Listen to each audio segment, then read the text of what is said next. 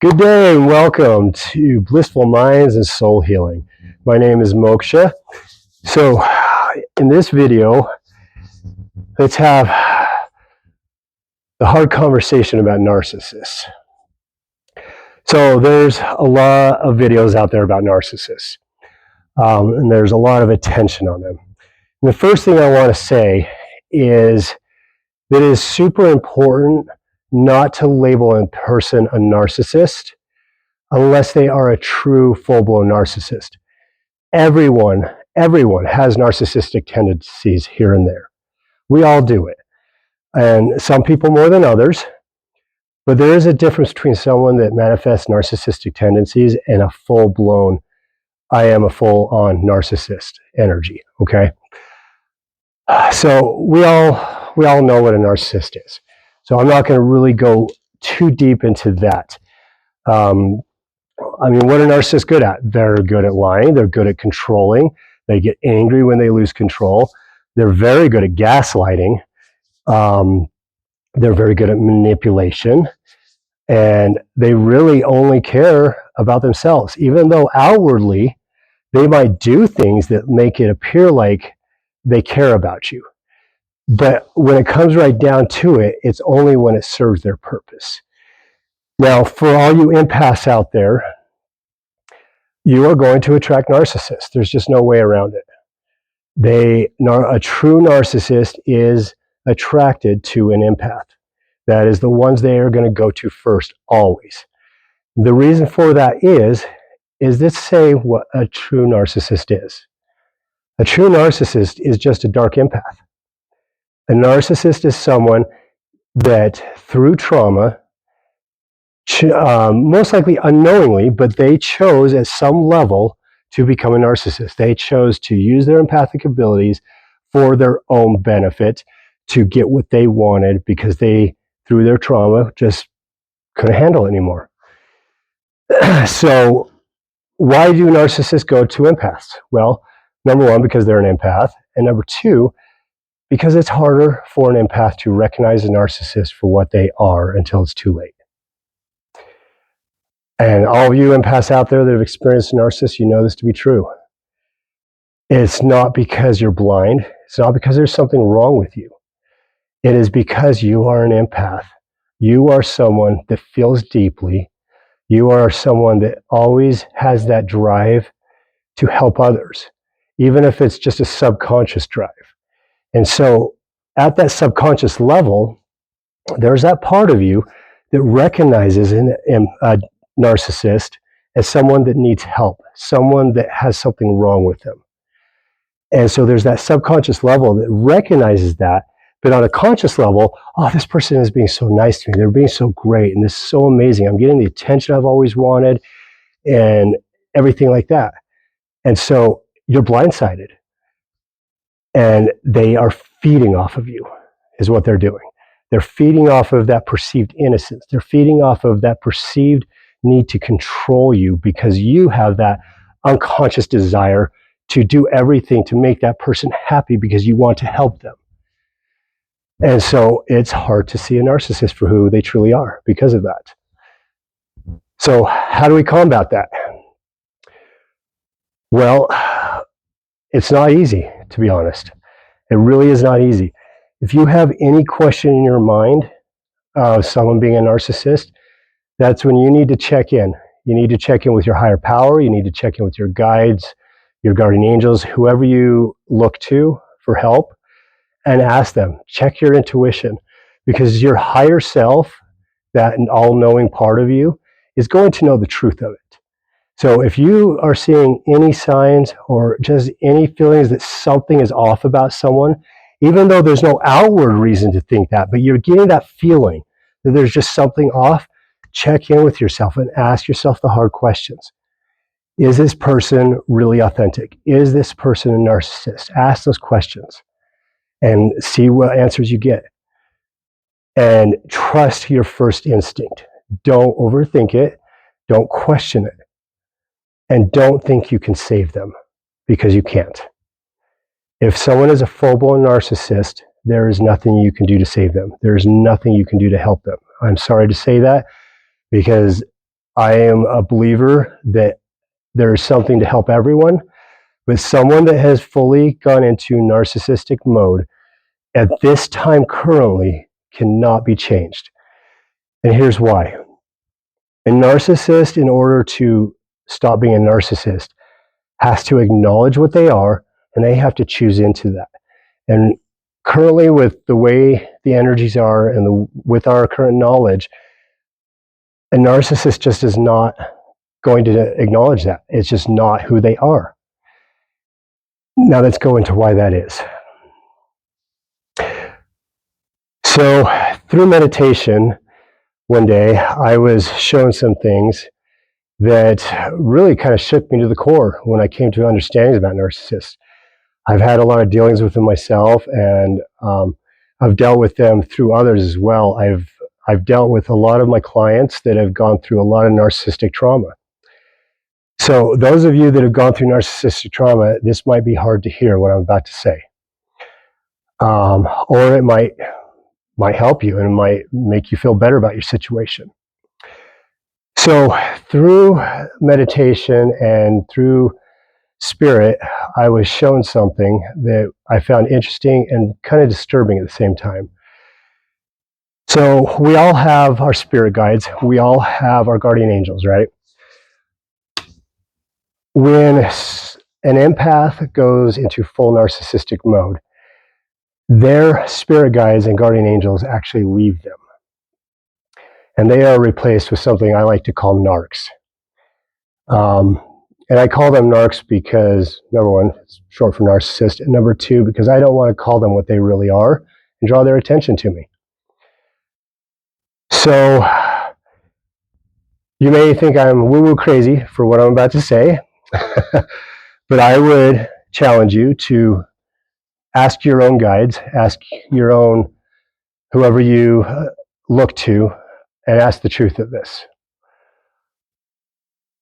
There are entities and there are things much older than what we perceive as this universe, as our God, as whatever it is, okay? There are things that go from world to world. And these narcs are one of those things. Narc entities are entities that have traveled from world to world, doing this very thing in different worlds. And what they do is they attach to people that are knowingly or unknowingly going full-blown narcissistic.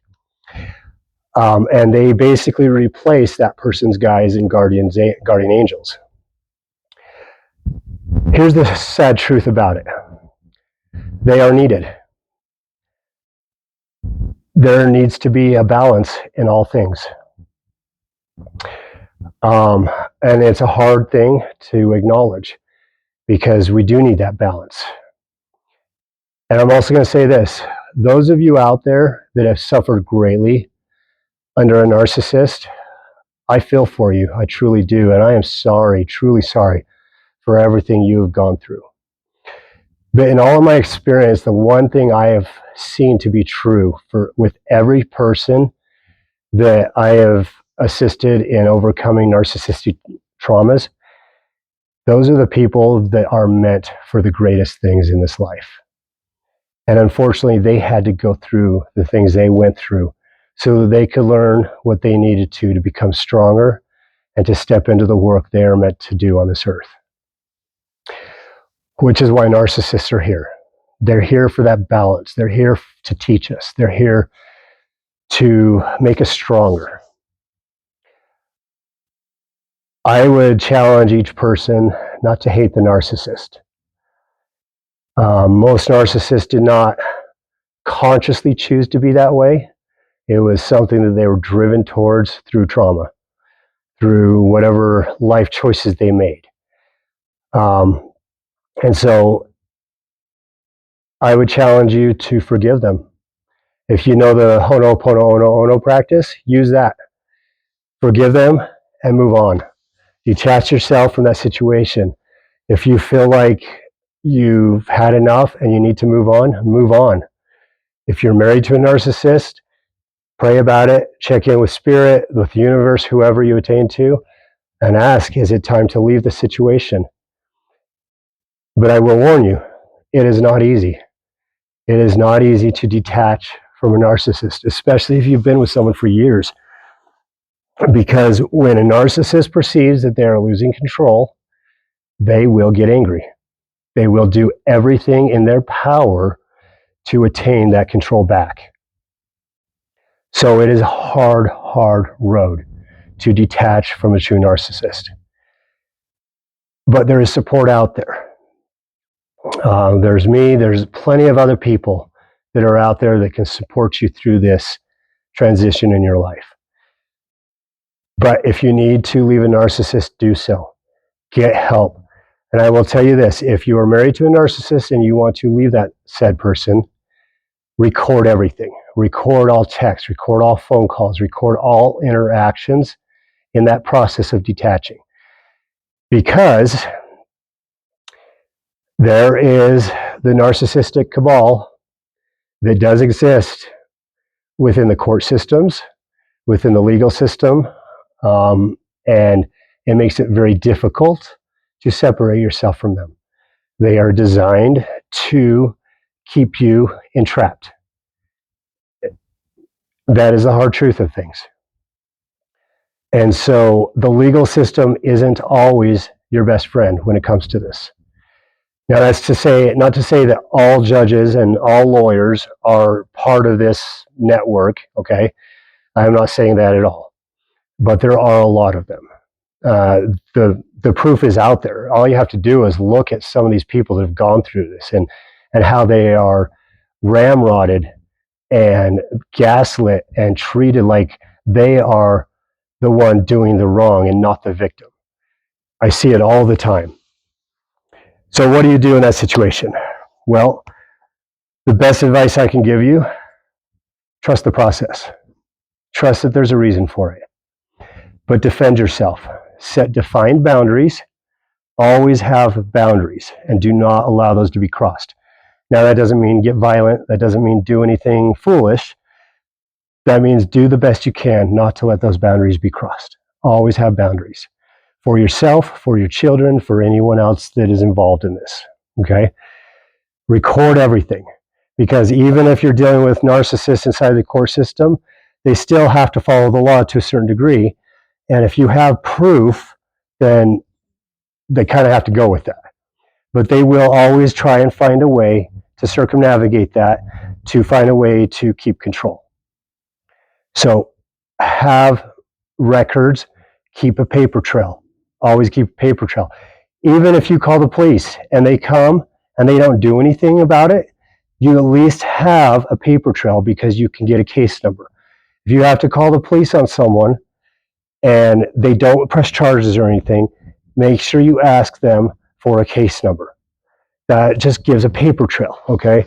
Because they might not prosecute that one, but the more times you have to get the authorities involved, the more paper trail you have, the more it shows a pattern of behavior.